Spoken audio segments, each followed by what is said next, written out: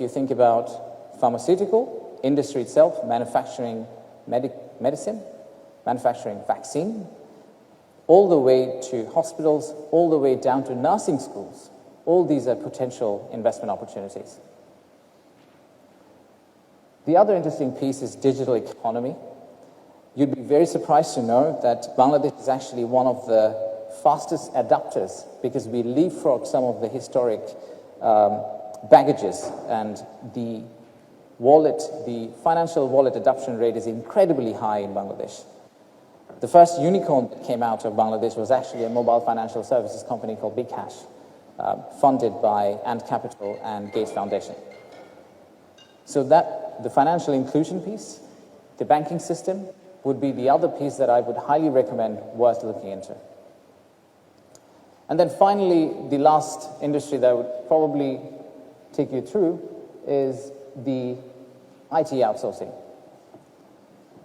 Many companies have already started using Bangladesh's young workforce, this 25-year-olds, the 35-year-olds, and they're globally connected. They are not from our generation. These are Gen Zs who don't necessarily mentally belong to a country.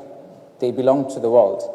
And I have come across many, many, many entrepreneurs who have a team in Europe, and they also have a copy team in Bangladesh, and their assessment is the quality of talent they get in Bangladesh is as good as the quality they get in Europe, just a tad cheaper.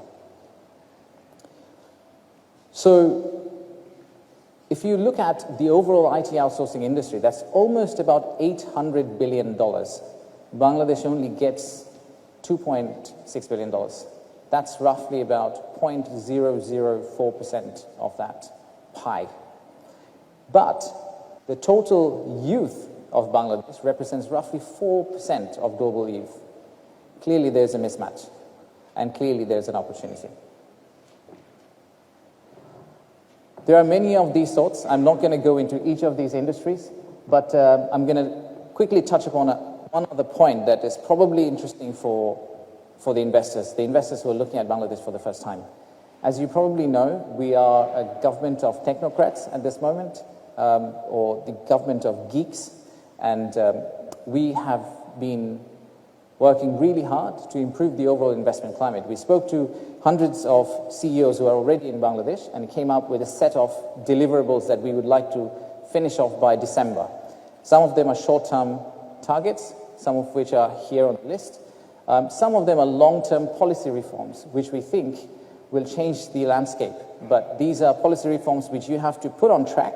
We will probably not be able to finish them, but we will kickstart them so that in the long run, whoever political government takes over, they can actually continue down the same path, and the direction of travel is in the right way. So I'll give you one or two examples here as well.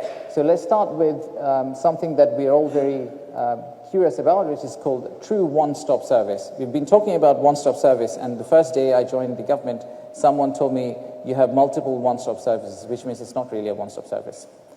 The core elements of a successful or a proper one-stop service is probably to have a digital version of it, which is to make sure there's only one application or one platform that you go into and you get all the government services in one place. Or you also have the human version of it, where you have a relationship manager, just like in banks. You go to that relationship manager. The relationship manager walks you around the government alleys and helps you start business in Bangladesh. And we are trying to hybrid them, synthetically match them, and do a combination of both of them. That should be up and running by end of this year. The other thing that we are very keen on is something called a Private Sector Advisory Council.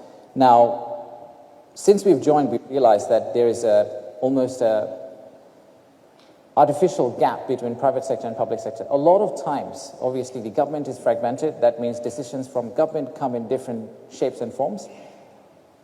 Sometimes the government is actually keen on helping the private sector, but the decision they take, which they take with completely good faith, they think that this is the right thing to do for private sector, is actually not the right thing to do for private sector. Private sector doesn't believe that was the decision or strategy government should have taken to help them. So there needs to be a bridge between government, potentially the head of state, and the private sector. And our idea around this is we are actually building something called a Private Sector Advisory Council, which will advise directly to the head of state on a regular basis, sit with them informally, and try to give them the feel of the ground so that we remain grounded and we remain honest and accountable to the private sector. So these are some of the examples of what we're trying to do, and that's why we think this is probably the best time. If you had ever considered Bangladesh as an investment destination, this is probably one of the best times to land. And if we are able to do all of these, we are pretty confident that eventually we would become the working for the world country. What do we mean by that? We mean by that we'll be working for the world digitally, and we'll also be working for the world physically.